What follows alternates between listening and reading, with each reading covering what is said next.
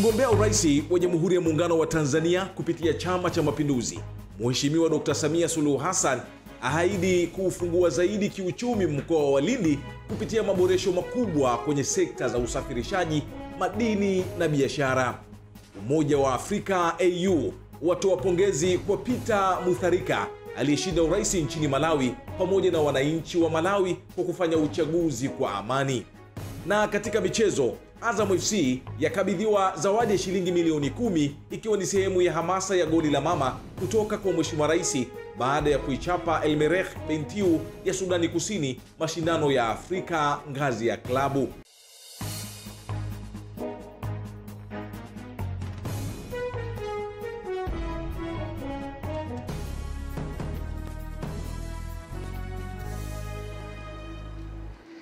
Na moja kwa moja kutoka jijini Dar es Salaam, hii ni Channel 10 na imetimu wasaa sasa kukuletea taarifa yetu ya habari ya kutwa nzima ya leo. Mimi ni Hamisi Mkote, rubani wako, na kualika tusafiri pamoja katika mwendo wa takriban saa moja ya habari za kitaifa, kimataifa, uchumi na biashara, na mwisho tutahitimisha habari yetu kwa habari za michezo na burudani. Kwa upande wa lugha ya alama usiku wa leo ni Onesta Molel akiendelea kukuhabarisha namna hiyo. Mtazamaji, kama ilivyo ada, tunaanza na habari za kitaifa na moja kwa moja tunaelekea upande wa pili wa Jamhuri ya Muungano wa Tanzania kule visiwani Zanzibar. Salamu za rambirambi kutoka ndani na nje ya nchi zimeendelea kutolewa kwa familia ya rais wa awamu ya pili wa Jamhuri ya Muungano wa Tanzania hayati Ali Hassan Mwinyi kutokana na kifo cha aliyekuwa mgombea ubunge wa jimbo la Fuoni Abbas Ali Hassan Mwinyi aliyefariki dunia wakati akipata matibabu katika hospitali ya rufaa ya mkoa mjini Magharibi Lumumba. Marehemu Abbas ambaye ni kaka wa rais wa Zanzibar na mwenyekiti wa Baraza la Mapinduzi Mheshimiwa Daktari Hussein Ali Mwinyi alipata kuwa mbunge wa jimbo la Fuoni kutoka mwaka 2015 hadi 2020, na katika uchaguzi wa mwaka huu alikuwa anatetea kiti cha ubunge wa jimbo hilo kupitia Chama cha Mapinduzi. Mbali na siasa, Abbas Mwinyi alikuwa msomi, rubani wa ndege na nahodha wa meli, hivyo ameacha kumbukumbu pana ndani na nje ya ulingo wa siasa. Kufuatia msiba huo, mgombea urais wa Zanzibar kupitia Chama cha Mapinduzi ambaye pia ni rais wa Zanzibar na mwenyekiti wa Baraza la Mapinduzi Mheshimiwa Daktari Hussein Ali Mwinyi amewasili Unguja akitokea Pemba kufuatia kifo cha kaka yake. Mwili wa Abbas Ali Hassan Mwinyi utazikwa kesho Ijumaa nyumbani kwao Mangapwani, mkoa wa Kaskazini Unguja, mara baada ya sala ya Ijumaa. Mwenyezi Mungu ailaze roho ya marehemu mahala pema peponi. Amin. Mtazamaji, na sasa tuelekee kusini mwa nchi kule mkoani Lindi tukaiangalia habari hii. Mgombea urais wa Jamhuri ya Muungano wa Tanzania kupitia Chama cha Mapinduzi Mheshimiwa Daktari Samia Suluhu Hassan ameahidi kufungua mkoa wa Lindi kiuchumi katika sekta ya usafirishaji kwa kujenga viwanja viwili vya ndege, mmoja mkubwa na mmoja mdogo, ambao utajengwa Lindi Kusini, pamoja na ujenzi wa barabara kwa kiwango cha lami zitakazounganisha wilaya zote za mkoa huo. Ahadi nyingine alizotoa ni pamoja na kuziboresha zaidi sekta za madini, afya, elimu na biashara. Mwanahabari wetu Kisa Moipiana anaripoti zaidi kutoka kusini. Mgombea huyo ametoa ahadi hizo katika mkutano wa kampeni za uchaguzi uliofanyika katika viwanja vya Ilulu, Lindi mjini, wakati akihitimisha ziara ya kampeni mkoani humo alizofanya kwa siku 2, akianzia wilaya ya Ruangwa, Mtama, Mchinga na kumalizia Lindi mjini. Mbali na ahadi hizo, pia mgombea huyo ameahidi kuboresha sekta ya uvuvi kwa kuendelea kutoa mikopo ya vifaa vya kisasa vya kuvulia, zikiwemo boti pamoja na ujenzi wa kiwanda cha kuchakata samaki. Ndugu zangu, katika kipindi cha miaka 4 iliyopita tumewakopesha wavuvi hapa Lindi jumla boti 9 za kisasa zenye thamani ya shilingi milioni 712. Na katika kuzidi kuwawezesha wavuvi na wakuzaji wa viumbe maji, tatoa mikopo na vifaa vingine kiwemo boti za uvuvi na kujenga vizimba vya ufugaji wa samaki ili kuongeza tija na fursa za ajira.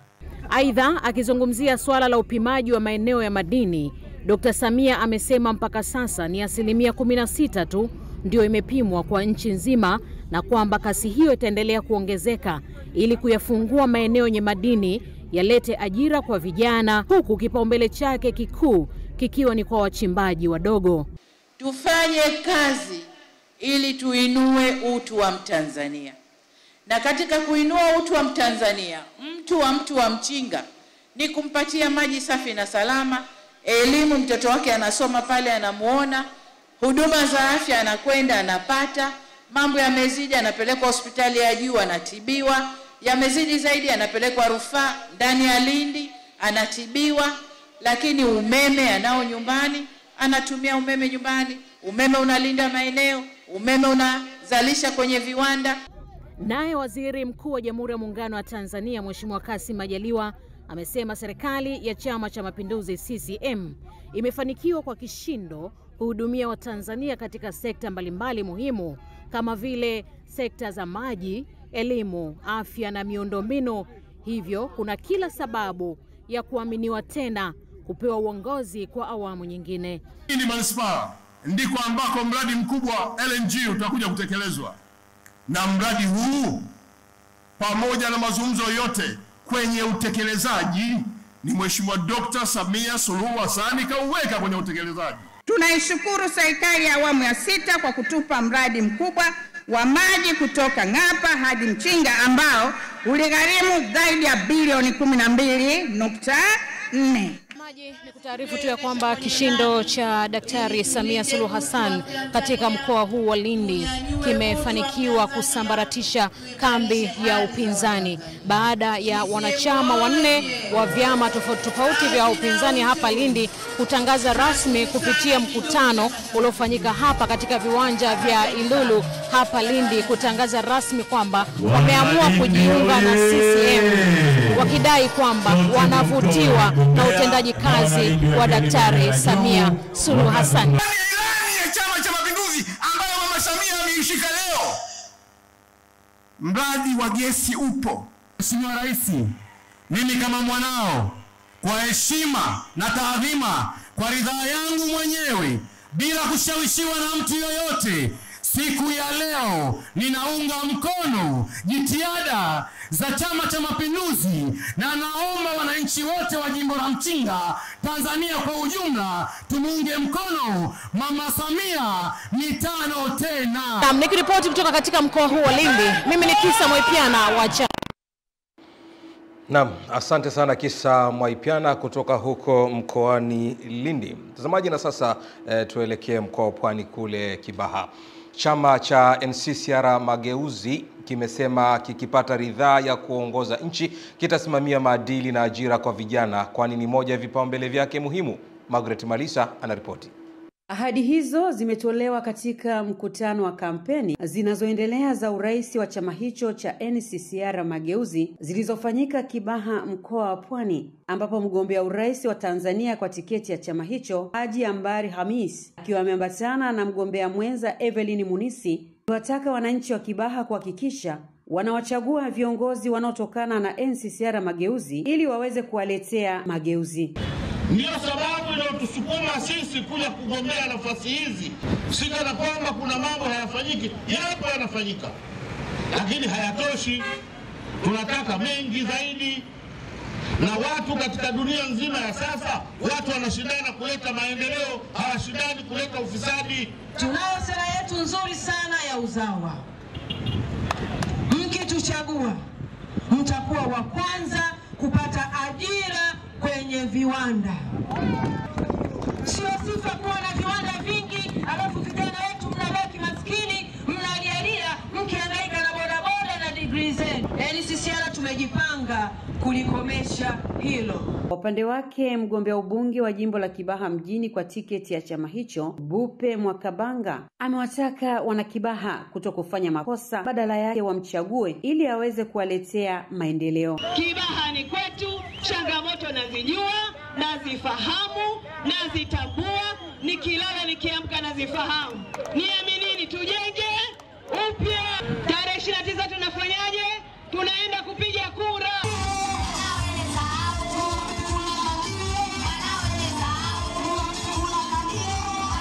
Margaret Malisa, Channel. Asante Margaret Malisa kwa taarifa hiyo. Mtazamaji, tutoke pwani na sasa tusafiri tuelekee kaskazini mwa nchi kule mkoani Tanga. Makamu mwenyekiti wa Chama cha Mapinduzi CCM Bara, Comrade Stephen Masatu Wasira, amesema Chama cha Mapinduzi ni tofauti na vyama vingine vya siasa, kwani CCM ni chama cha wanachama kutokana na nguvu iliyopo kwa wana CCM milioni 13 waliopo kote nchini. Mwanahabari wetu Raya Kipingu anaripoti zaidi kutoka mkoani Tanga. Siku ya pili ya ziara ya makamu mwenyekiti wa CCM Bara ndugu Stephen Wasira mkoani Tanga, ambapo anafika katika wilaya ya Mkinga na kuzungumza na wanachama juu ya umuhimu wa kuwa wamoja na kuendeleza umoja, amani na mshikamano miongoni mwao.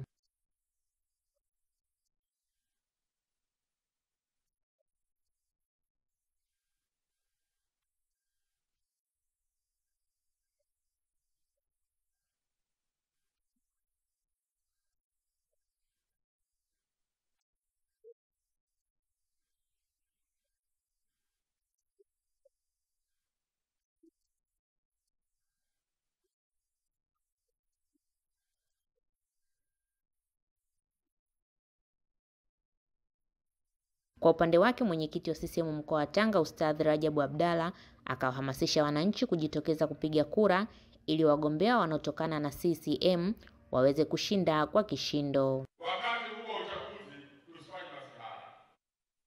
Lazima tupambanie chama chetu kiweze kushinda. Lazima tupambanie mgombea wetu wa rais Daktari Samia Suluhu Hassan. Tuhakikishe anapata kura nyingi sana. Na lazima tupambanie wabunge wetu. Katika kutafuta kura moja, daktari kwa mema aliyofanya ndani ya Mkinga, tunakwenda kumpa 100%. Sisi moyo. Sisi ndani ya Mkinga katika ngazi ya urais hatuna mpinzani wa Daktari Samia Suluhu Hassan. Sisi moyo. Nilipoingia bungeni nimekukuta ukawa unatufundisha tukiwa kwenye kamati moja uliokuwa unatusia tuwatumikie Watanzania kwa unyenyekevu mkubwa. Huu ni mkoa wa 12 kwa makamu mwenyekiti kuzungumza na wananchi kuelekea uchaguzi mkuu wa Oktoba 29 mwaka huu. Kutoka Tanga, Raya Kipingu, Channel 10. Naam, chama cha Democratic DP kimeamua kumuunga mkono mgombea urais wa Zanzibar kupitia Chama cha Mapinduzi Mheshimiwa Dr. Hussein Ali Mwinyi kutokana na uongozi imara sambamba na miradi ya kimkakati aliyoitekeleza. Tupate taarifa kamili. Ni katika mkutano wa chama cha DP na waandishi wa habari, makamu mwenyekiti wa chama hicho Agostino Anton Magwira kwanza anataka Wazanzibari kumchagua mgombea urais wa Jamhuri ya Muungano wa Tanzania kutoka chama cha DP Abdul Juma, na Zanzibar kumchagua Dr. Hussein Ali Mwinyi kwa maslahi ya Zanzibar. Dr. Hussein Ali Mwinyi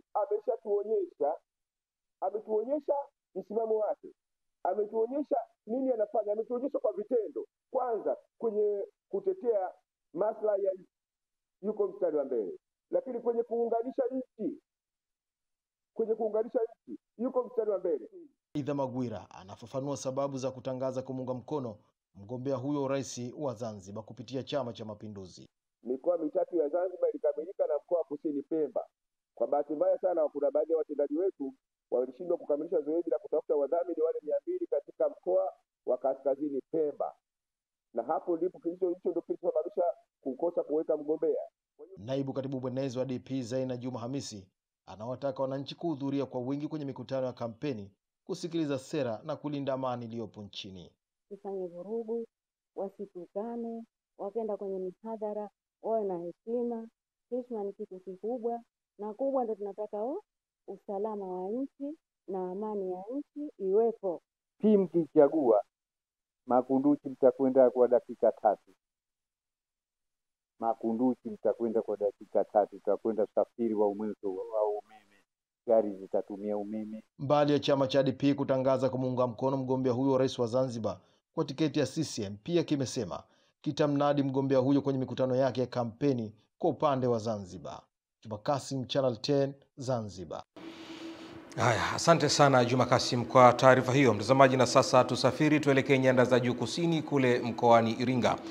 Mgombea mwenza wa urais wa Jamhuri ya Muungano wa Tanzania kupitia Chama cha Mapinduzi, Mheshimiwa Balozi Daktari Emmanuel John Nchimbi amesema Rais Dr. Samia Suluhu Hassan alipoingia madarakani hofu ya mabadiliko ilikuwa kubwa, lakini alisimama imara na kudhihirisha kuwa wanawake wa Kitanzania wanaweza kwa kutekeleza ilani ya chama hicho kwa mafanikio makubwa. Mwanahabari wetu Beatrice Eric anaripoti kutoka Iringa.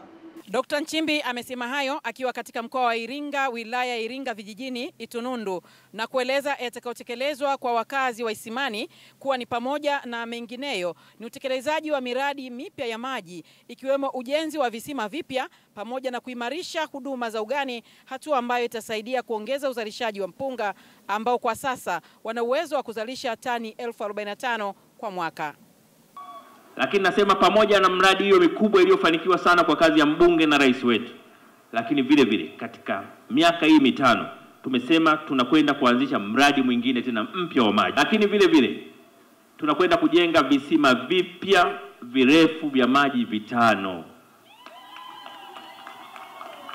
Lakini vile vile tunakwenda kukamilisha skimu ya Ifunda Ihemi, Weru Kibete na Ikungwe. Lakini vile vile tunakwenda kujenga ghala ya kuhifadhi parachichi. Hapo vipi? Kwa hiyo mkiangalia hata rangi ya maji leo, siku ya leo ni kumbukumbu ya kampeni hii. Maji yenu ya leo yanafanana na maji ya chupa kwa rangi, kwa sababu leo Dr. Samia amekamilisha kazi ya kuweka chujio la maji kule juu.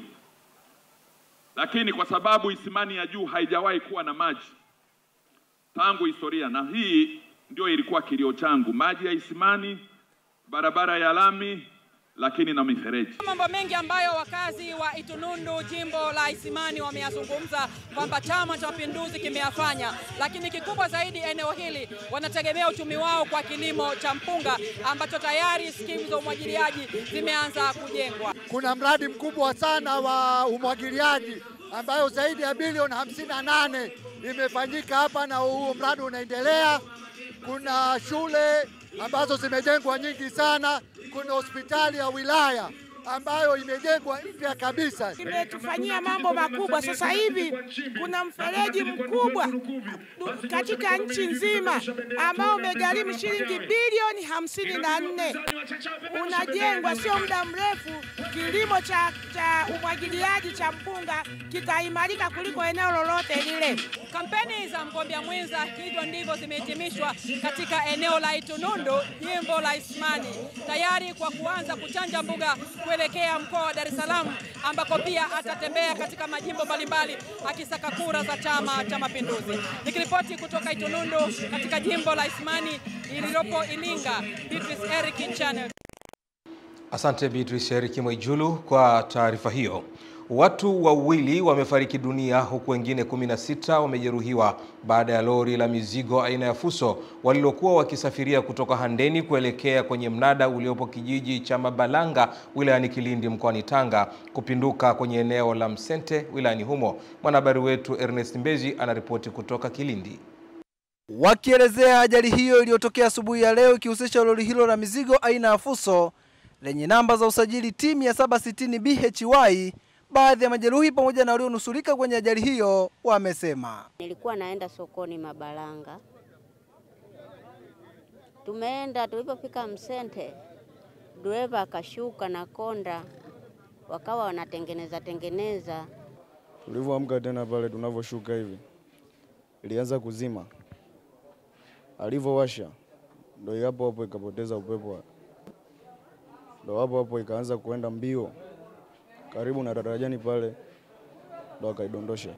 Mpaka mida hii tunavyoongea kuna watu wawili wamekufa hapa, wengine majeruhi kama 8 wamekimbizwa kwenye hospitali ya wilaya hapo ya Bomani hapo. Mpokea majeruhi wa ajali karibu ya 18, lakini kati yao 16 ni wa kiume na 2 ni wa kike, na miongoni wa hao na 2 ambao tayari walikuwa wameshafariki, mmoja ni wa kike na mmoja ni wa kiume.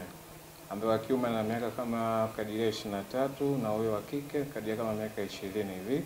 Wananchi wa wilaya Handeni waliofika kwenye eneo la ajali pamoja na hospitalini kwa ajili ya kujulia hali majeruhi wa ajali hiyo wakatoa wito kwa wafanyabiashara. Niseme tu kwamba wafanyabiashara, tunapokwenda kufanya biashara zetu, ni bora mizigo ikaenda na gari peke yake, na wewe ambaye ni mfanyabiashara ukapanda chombo kingine ambacho ni salama. Kubwa zaidi ni kuendelea kuwaomba wamiliki wa vyombo vya usafiri kuhakikisha magari ambayo wanayatoa yawe yanafanywa service. Mungu azilaze roho za marehemu mahali pema peponi, amin. Kutoka hapa katika ajali iliyotokea eneo la Msente wilayani Kilindi mkoani Tanga, mimi ni Ernest Mbezi, Channel 10. Naam, ni taarifa yake Ernest Mbezi kutoka huko Kilindi mkoani Tanga. Turejee tena upande wa pili wa Jamhuri ya Muungano wa Tanzania kule Zanzibar, na safari hii tuangazie kule kisiwani Pemba. Serikali ya Mapinduzi ya Zanzibar imesema kuanza na kukamilika kwa ujenzi wa mradi wa uwanja wa ndege wa Pemba utaongeza ukuaji wa fursa za uchumi kwenye kisiwa hicho. Ujenzi wa uwanja huo wa Pemba na ujenzi wa barabara ya Mkoani hadi Chake Chake yenye urefu wa kilomita 43.5 utajengwa na kampuni ya Provap ya Hispania, huku ajira za muda zaidi ya 1000 zikitarajiwa wakati wa ujenzi wa miradi hiyo. Mwanahabari wetu anaripoti zaidi. Ni kauli yake makamu wa pili wa rais wa Zanzibar Hemed Suleiman Abdullah wakati wa uzinduzi wa kuanza rasmi ujenzi wa uwanja huu wa ndege hapa kisiwani Pemba. Makamu wa pili wa rais wa Zanzibar amezindua uwanja huu kwa niaba ya rais wa Zanzibar na mwenyekiti wa Baraza la Mapinduzi Dr. Hussein Ali Mwinyi.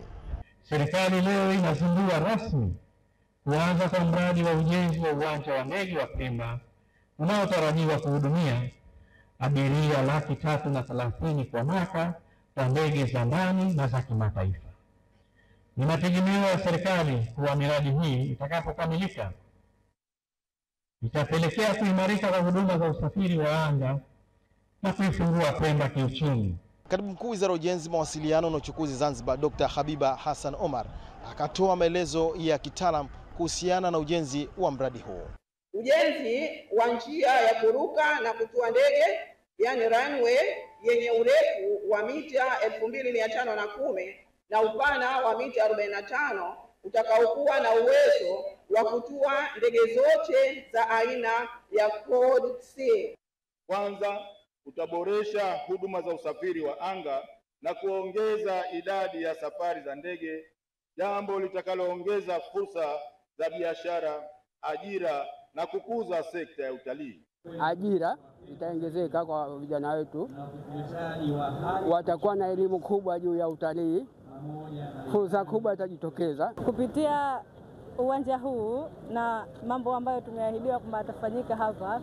Ni fursa kwa hata si maisha yetu yatabadilika. Ujenzi wa uwanja huu utachukua takriban ya miaka mitatu, euro milioni 170, zaidi ya bilioni 400 zikitarajiwa kutumika kwa ajili ya ujenzi wa uwanja huu hapa kisiwani Pemba.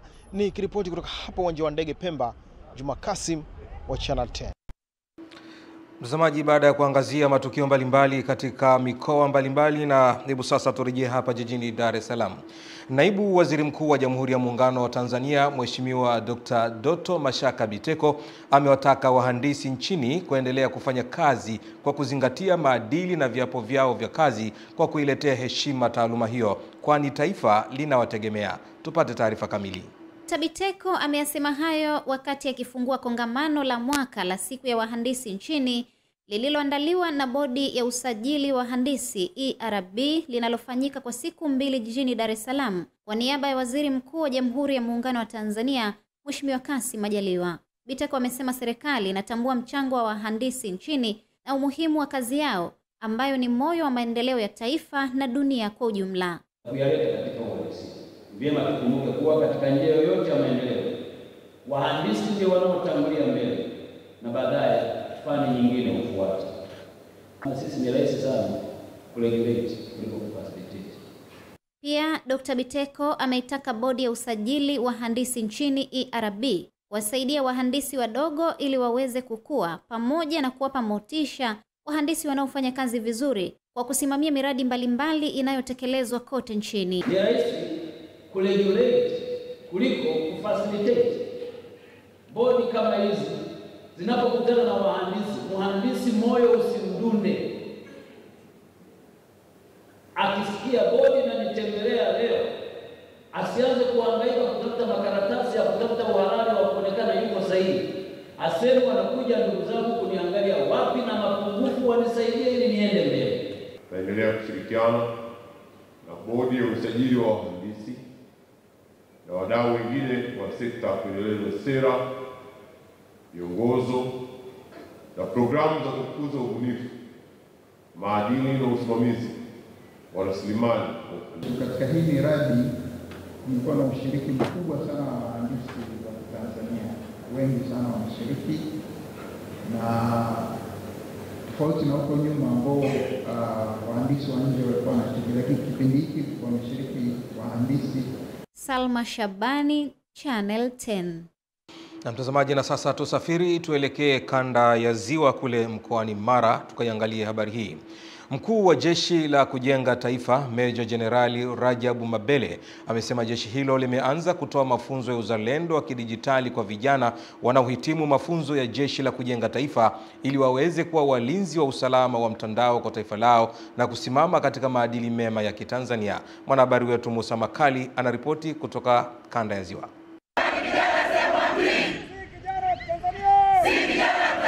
Hapa ni 822 kikosi cha jeshi la Mkoma, na hawa ni vijana wenye ukakamavu, vijana wa mujibu wa sheria Operation Nishati Safi.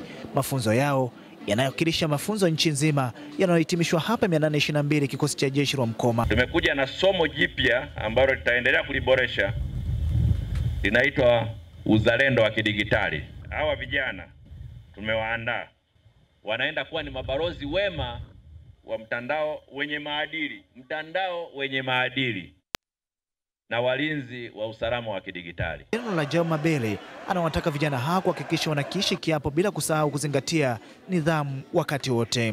Mjiamini kwamba nyinyi mnathaminiwa na nchi hii, ndio maana serikali inaendelea kuwekeza kwenu. Kokote mnakoenda, nidhamu iendelee. Popote mtakapokuwa, utii uendelee. Nawasihi, amani, utulivu wa nchi yetu unakutegemeeni nyinyi vijana.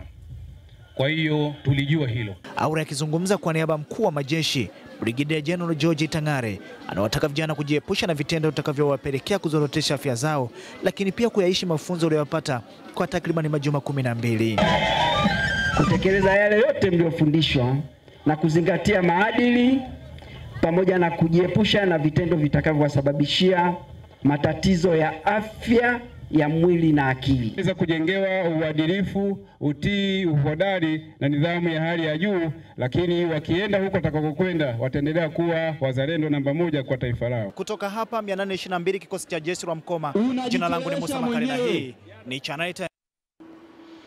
Katibu Mkuu Ofisi ya Waziri Mkuu anayeshughulikia sera, bunge na uratibu, Dr. Jimmy Onazi amewataka watumishi wa taasisi hiyo kuongeza kasi ya matumizi ya teknolojia na akili unde katika utekelezaji wa majukumu yao ili kuongeza ufanisi wa utendaji kazi na utekelezaji wa dira ya maendeleo ya taifa ya 2050. Mwanahabari wetu anaripoti.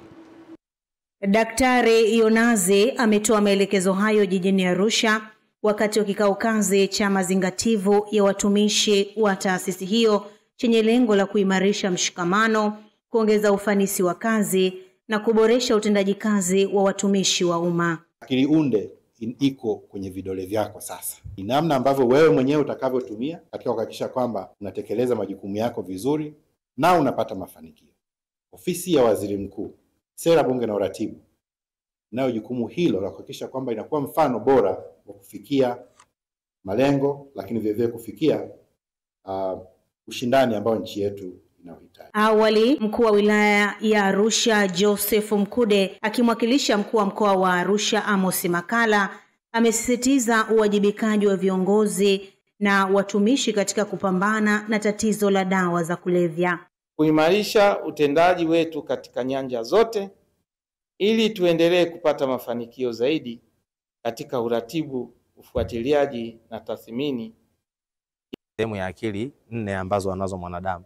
Akili hisia ni uwezo wa wewe kuchakata hisia zako na kujali wengine, mfano inaitwa empathy, kujali watu wengine. Kwa tabia ya kubinafsi. Kikao hicho cha siku 2 kimeanza Septemba 24 na kitahitimishwa Septemba 26 mwaka huu 2025 jijini Arusha, na miongoni mwa mada zinazojadiliwa ni matumizi ya akili bandia, sehemu za kazi, Mimi ni Witness Ngalawa na hii ni Channel 10.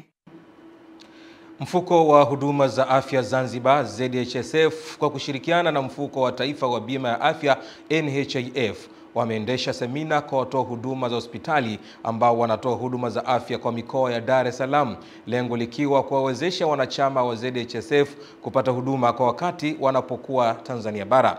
Wakizungumza na vyombo vya habari, maafisa wa mifuko yote miwili na wamesema wameingia makubaliano ya ushirikiano katika kutoa huduma za afya kwa wanachama wa ZHSF, lengo likiwa ni kuhakikisha Watanzania wote wanapata huduma bora za afya popote pale walipo nchini, ingawa taratibu na sheria za mifuko hiyo kwa wanachama wake zinatofautiana kidogo. Kwa upande wa ZHSF, wanachama wanatakiwa wapate utaratibu wa referral system ambao ndio miongozo unawekwa na Wizara ya Afya, waanze katika level za chini kupata huduma mpaka pale level ya chini inapoona ipo haja ya huyu mwanachama kutokana na changamoto yake ende level ya juu. Tumekaa na wadau wetu muhimu ambao ni watoa huduma ili kuwapa uelewa na ujuzi na kuwajengea uwezo zaidi kwa maana ya ufahamu nini kinachotakiwa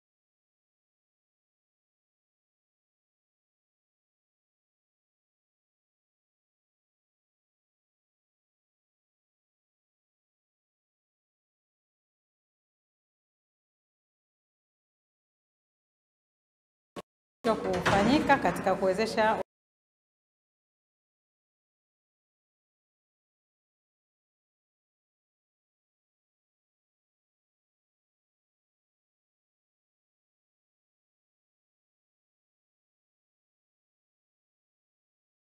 wanachama hawa kupata huduma. Uelewa huu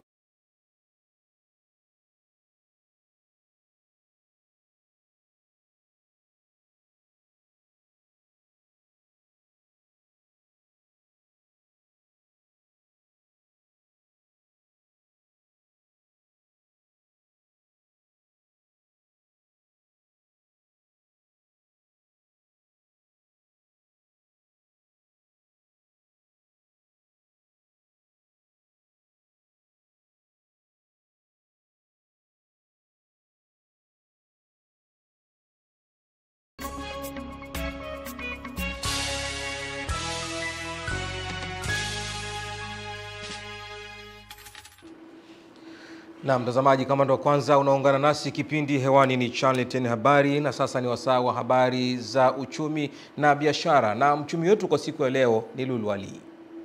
Na mtazamaji, na huu ni wasaa kwenda kuangazia habari za biashara na uchumi. Tutakuwa nami Lulu Ali, karibu.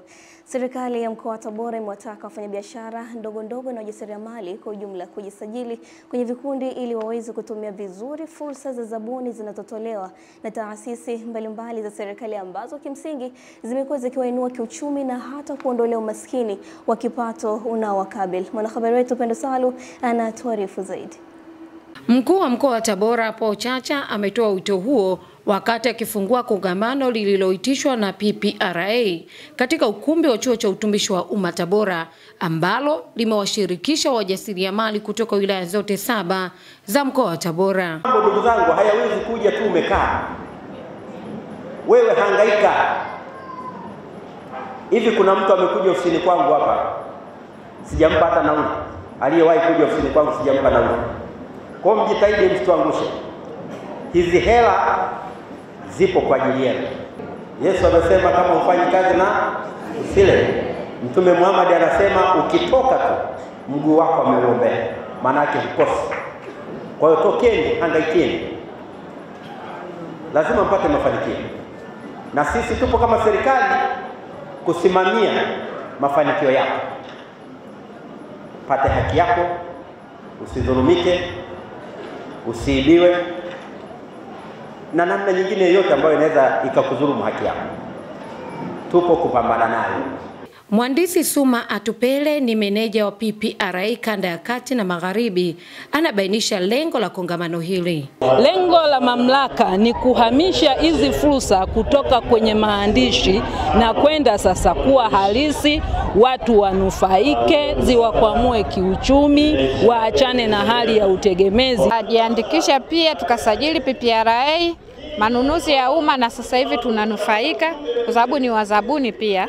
tunalisha shule 3. Hapa nilipo ninatekeleza zabuni ya kupeleka matirio ya ujenzi katika shule za manispaa ya Tabora. Kutoka Tabora, Pendo Salu, Channel 10. Kampuni ya SM Investment Limited iliyopo Masaki jijini Dar es Salaam imemwomba Daktari Samia Suluhu Hassan kuingilia kati mgogoro ambao umedumu zaidi ya miaka 30 kati ya ardhi yao zaidi ya ekari 10 ambazo walinunua tangu mwaka 1992, lakini wamekuwa wakinyimwa kibali cha kujenga hoteli ya nyota 5. Mkurugenzi wa kampuni hiyo Samuel Machangu amesema kuwa licha ya kuwa na hati ya kumiliki wa eneo hilo, lakini viongozi wa ardhi wamegoma kutoa vibali vya kuendelezwa kwa eneo hilo, na kwamba serikali imekuwa ikisisitiza kuwapa vipaumbele wawekezaji wa ndani, lakini kwao imekuwa kinyume na maagizo serikali. Hivyo wamefikia hatua ya kuomba msaada kupitia kwa Rais Samia. Mwaka 2022 Rais wa Jamhuri ya Muungano Mama Samia akatoa ofa kwa watu ambao wana madeni ya muda mrefu wasamehewe riba, walipe kodi ya ardhi. Tukalipa mwaka 2022, lakini bado tukaendelea kusumbuliwa. Kipindi hicho wamekuwa wakiomba vibali kwa ajili ya ujenzi, kuwekeza, lakini wamekuwa wakisumbuliwa. Mwaka 2004 walifungua kesi namba 125 Mahakama Kuu. Baada ya hapo kesi ilisha mwaka 2007, wakashinda, mteja wetu akashinda kwa serikali kuamriwa kutoa vibali vya ujenzi. Na mtazamaji, katika kuelekea maadhimisho siku ya utalii duniani, chuo cha uhasibu Arusha kimeandaa kongamano la kitaaluma likiwa na lengo la kuangazia nafasi ya teknolojia katika kuimarisha sekta ya utalii bila kuathiri urithi wa mazingira ya asili. Taarifa zaidi na Jamila Omar kutoka huko anatueleza zaidi. Kongamano hilo lililofanyika jijini Arusha limewakutanisha wataalamu wa utalii, mazingira na teknolojia kutoka ndani na nje ya nchi. Akizungumza katika kongamano hilo, mkuu wa chuo cha uhasibu Arusha, Profesa Eliamani Sedoyeka, amesema kupitia mijadala ya kitaalamu, washiriki watapata nafasi ya kuchambua changamoto na fursa katika kutumia teknolojia ya kisasa kama vile mifumo ya kidijitali, programu za kuhifadhi taarifa za watalii na matumizi ya data katika kupanga safari endelevu, utalii na mageuzi endelevu. Ongelea kuhusu sustainable tourism ni kwamba tufanye utalii lakini bila kuleta madhara yoyote, yawe ya kimazingira au yawe ya kitamaduni katika eneo fulani. Hiyo maana yake ni kwamba kizazi cha kesho na chenyewe kitapata ile. Pamoja na kwamba kuna mabadiliko ya teknolojia, kuna swala la utalii endelevu, ambapo unapoleta teknolojia au unapofanya maendeleo yoyote, lazima pia uangalie swala la uendelevu, kwa mfano kwenye mazingira, lakini bila pia kuathiri mifumo ya zamani iliyokuwepo. Kwa hivyo ni mkutano muhimu kuendelea kuzungumzia masuala ya sustainability ili utalii uwe endelevu. Siku ya utalii duniani huadhimishwa kila mwaka Septemba 27, ikiwa ni jukwaa la kimataifa la kutathmini mchango wa utalii katika maendeleo ya dunia. Jamila Omar, Channel 10, Arusha. Na mtazamaji, taarifa yake Jamila Omar kutoka Arusha ndiyo inayotamatisha upande wa habari za biashara na uchumi. Ulikuwa nami Lulu Ali, na kurudishe kwake kwa Hamis Mkotia. Naam, asante sana Lulu Ali kwa habari za biashara na uchumi. Mtazamaji, tunapata mapumziko mafupi. Tukirejea hapa ni wasaa wa habari za michezo na burudani. Kubwa zaidi, wanyama wanaendelea sasa hivi huko, mtanange unaendelea, lakini pia vile vile mwanariadha Alphonce Simbu amepandishwa cheo. Juma Mohamed atakuja hapa kukujuza mambo mengi katika dawati hili la michezo na burudani.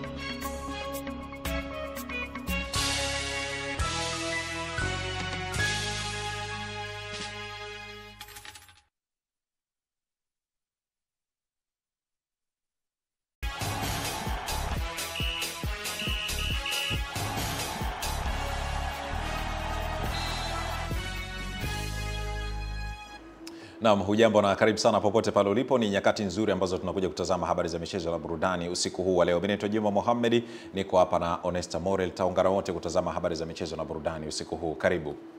Mkuu wa majeshi ya ulinzi Jenerali John Jacob Mkunda amempongeza Sajin Alphonse Simbu kwa ushindi wa medali ya dhahabu katika mashindano ya mbio za marathon ya dunia kilomita 42 zilizofanyika jijini Tokyo nchini Japan.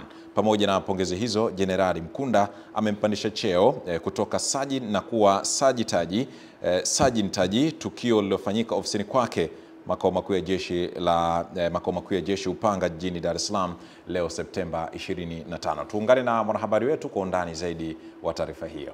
Jenerali Jacob John Mkunda amesema kuwa ushindi huo ni kwa Watanzania wote na Afrika kwa ujumla, na kwamba michezo ni sehemu ya kazi jeshini. Hivyo Sajin Taji Alphonse Simbu amefanya kazi nzuri, huku akitoa rai kwa maafisa na askari wote jeshini waige mfano wa Sajin Taji Simbu kwa kufanya kazi kwa bidii na kuleta mafanikio katika kila idara tofauti jeshini. Ya kazi. Kwa hiyo tunashuhudia kwamba Simbu ametekeleza kazi yake kwa kiwango kikubwa na kwa weledi mkubwa. Kwa hiyo rai yangu kwa wengine wote, wanajeshi wote, tuige mfano wa Simbu, tutekeleze majukumu yetu, tufanye kazi kwa weledi na kwa juhudi kubwa ili tuweze kupata mafanikio makubwa kama alivyopata Simbu. Kama ukiwa kwenye vifaru, basi fanya kazi yako. Ukiwa kwenye mizinga, fanya kazi yako kwa juhudi kama alivyofanya Simbu, hatimaye tupate yale mafanikio makubwa. Simbu, nakupongeza sana, umefanya kazi ya jeshi. Michezo ni sehemu ya kazi jeshini. Sawa sawa? Kwa hiyo nakupongeza sana, lakini rai yangu kwa wengine wote tuweze kujituma kufanya kazi, tumwige Simbu. Mwisho nafikiri kwa mamlaka niliyopewa nimeona nikuzawadie cheo, nikupe promotion ya cheo kutoka sergeant ili uwe staff sergeant kuanzia siku hii ya leo. Nashukuru. Utakuwa sergeant CP. Yes sir. Nafikiri tumfanyie hiyo. Yes sir. Yes sir. Yes sir. Mimi ni Winga Teleza, Witness Ngalawa, na hii ni Channel 10. Asante mwanamichezo Witness Ngalawa. Kwingineko ni kwamba katibu mkuu wa Wizara ya Habari, Utamaduni, Sanaa na Michezo, ambaye pia ni msemaji mkuu wa serikali, Gerson Msigwa, amekabidhi shilingi milioni 10 ambayo ni goli ya mama kutoka kwa Rais wa Jamhuri ya Muungano wa Tanzania Mheshimiwa Dr. Samia Suluhu Hassan kwa timu ya Azam FC mara baada ya kuibuka na ushindi wa magoli 2-0 dhidi ya El Merreikh Bentiku kutoka nchini Sudan katika mashindano ya Kombe la Shirikisho barani Afrika. Tuungane na mwanahabari wetu kwa undani zaidi. Akizungumza wakati akikabidhi kiasi hicho cha fedha, Msigwa amesema kuwa hatua ya Mheshimiwa Rais Daktari Samia Suluhu Hassan kutoa motisha pesa imekuwa kubwa na ni mafanikio kwa vilabu shiriki kuanzia ngazi ya chini ambazo hapo nyuma hazikupewa kipaumbele. Goli la mama ni maalum kwa ajili ya kuatia moyo wachezaji wapambane uwanjani, waiwakilishe nchi, wapeperushe vizuri bendera ya Tanzania. Kwa hiyo kwa niaba ya Mheshimiwa Rais Dr. Samia Suluhu Hassan, nataka kwanza kuwapongeza sana Azam FC. Na wapongeza kwa sababu walicheza vizuri, na Mheshimiwa Rais anaamini kwamba Azam FC watakuwa na mchezo mzuri ujao wa marudio hapa Dar es Salaam, na tunawatakia kila la heri. Kwa hivyo kama ambavyo tulitangaza kwenye hatua za awali kabisa kabla mechi hazijafanyika, ni kwamba kwenye hatua hii timu ambazo zinawakilisha Tanzania katika mashindano ya kimataifa, goli moja kwenye mechi ya ushindi watapewa shilingi milioni 5. Katika hatua nyingine, Msigwa ametoa pongezi kwa timu ya Azam FC kwa kuendelea kuwekeza kwenye miundombinu ya michezo ikiwemo viwanja vya nyasi halisi vinavyomilikiwa na timu hiyo jijini Dar es Salaam. Nawapongeza sana Azam kwa uwekezaji huu mkubwa, ili kundi la vijana wote na waona hapa naona kuna mechi ya kirafiki, lakini naona vijana wengine wadogo wako hapa kila mmoja ana ndoto zake katika michezo, katika kandanda. Na sisi kama nchi tunapenda vitu vya namna hii, kwa sababu kama kweli tumeamua kuwekeza kwenye michezo, ni lazima tukamate afua zote zitakazotuletea mafanikio katika michezo. Kutoka Dar es Salaam, Yakini Mwakatobe, Channel 10 Michezo. Asante Yakini Mwakatobe. Kwa sasa tukaangaze ligi kuu soka Tanzania bara, ambapo ligi kuu soka Tanzania bara imeendelea kutimua vumbi hii leo kwa mchezo mmoja kupigwa katika dimba la Benjamin Mkapa ukiwa unaendelea. Wenyeji Simba Sports Club wanawalika Fountain Gate katika mtanange ambao unaendelea kuchukua nafasi, na kwa sasa mapumziko, Simba wakiwa mbele kwa magoli 2-0, magoli ambayo yamefungwa na Rushin The Rock dakika ya 6, huku bao la pili likifungwa na nyota Jean Charles Ahoua dakika ya 35 ya kipindi cha kwanza. Simba wapo kileleni dhidi ya Fountain Gate kutoka pale mkoani Manyara. Tutoke hapo tukatazame taarifa nyingine, ambapo serikali imesema itaendelea kuweka mazingira wezeshi na rafiki kwenye mchezo wa masumbwi kuhakikisha vijana wanaojiajiri kupitia mchezo huo wananufaika kupitia vipaji vyao sambamba na kulinda hadhi ya wakuzaji kwa manufaa yao na taifa kwa ujumla. Tuungane na mwanamichezo wetu kwa undani wa taarifa hiyo. Kauli hiyo ya serikali imetolewa na Katibu Mkuu wa Wizara ya Habari, Utamaduni, Sanaa na Michezo, ambaye pia ni msemaji mkuu wa serikali, Gerson Msigwa, alipozungumza kwa njia ya simu wakati wa hafla fupi ya utambulisho wa pigano la knockout ya mama msimu wa 6 lililoandaliwa na kampuni ya Mafia Boxing Promotion. Nawatakia kila la heri katika msimu huu unaofuata wa knockout ya mama. Nataka kuhakikishia wapenzi wa knockout ya mama, mabondia, viongozi wote tuko pamoja. Naamini kwamba tutaendelea kuongeza ubora kama ambavyo tumefanya katika matukio yaliyopita, na Mheshimiwa Rais wakati wote atakuwa nanyi kuunga mkono, kuatia moyo vijana, kuwapa zawadi wale watakaoweza kushinda na kupata mikanda ya ubingwa kama ambavyo ameweka ahadi yake tangu mwanzo. Kwa upande wa mkurugenzi wa Mafia Boxing Promotion Ali Zayumba, amesema msimu wa 6 wa knockout ya mama utafanyika Oktoba 10 katika viwanja vya Posta Kijitonyama jijini Dar es Salaam, pigano ambalo litajumuisha mabondia kutoka ndani na nje ya nchi. Tumeinvest kwa hawa vijana. Hatujainvest kwa lengo tu la burudani pekee yake, hapana.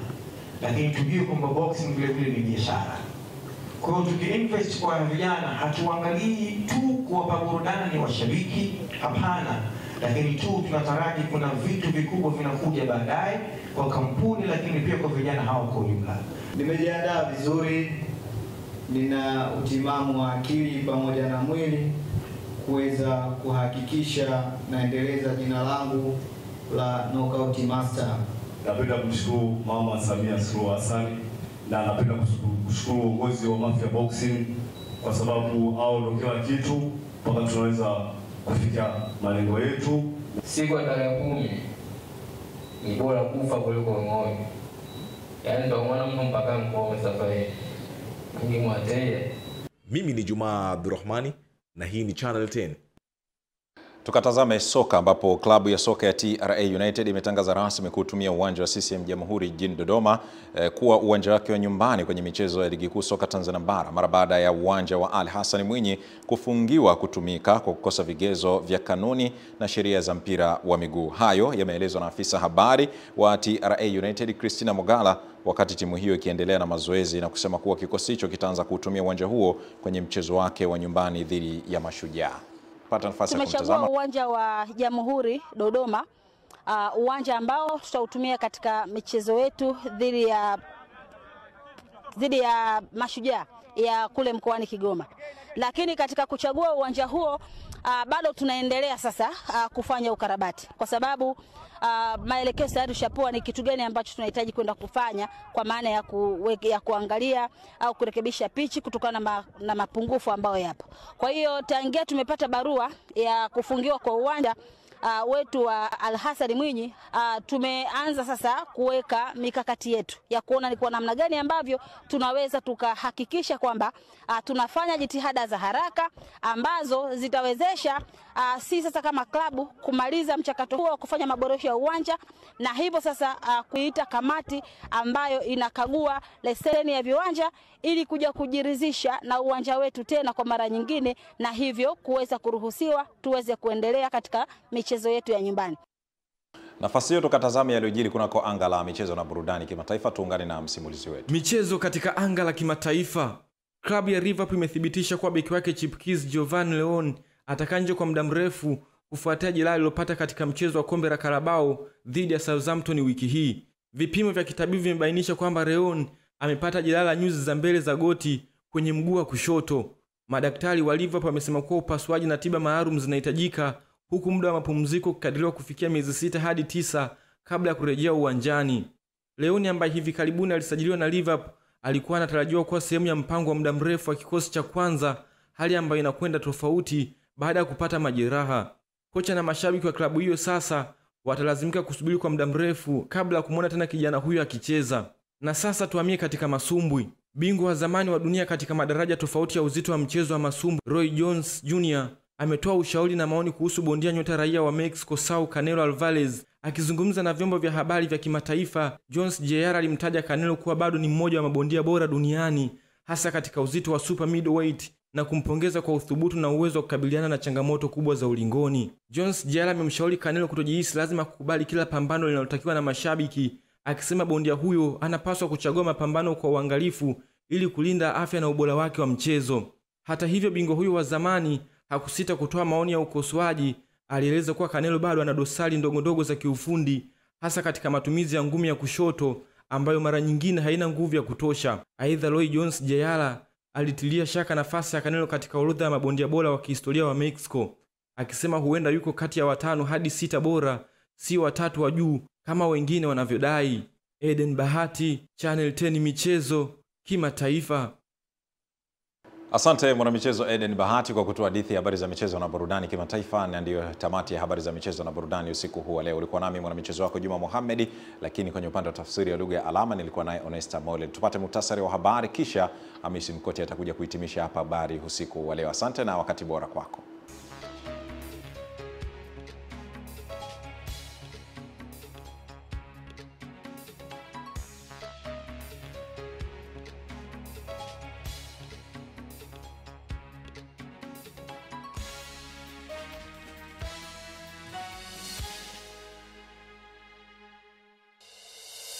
Mgombea urais wa Jamhuri ya Muungano wa Tanzania kupitia Chama cha Mapinduzi, Mheshimiwa Dr. Samia Suluhu Hassan ahaidi kuufungua zaidi kiuchumi mkoa wa Lindi kupitia maboresho makubwa kwenye sekta za usafirishaji, madini na biashara.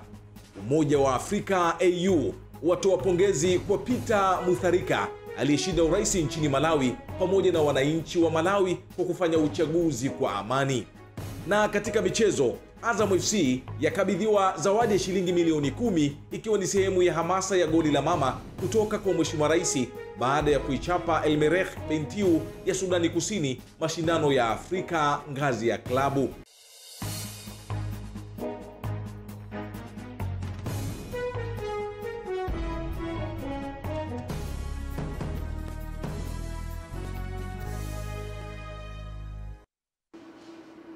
Na mtazamaji wa Swahili wanasema hakuna lenye mwanzo likakosa mwisho, na hadi hapo dawati la habari Channel 10 hatuna la ziada.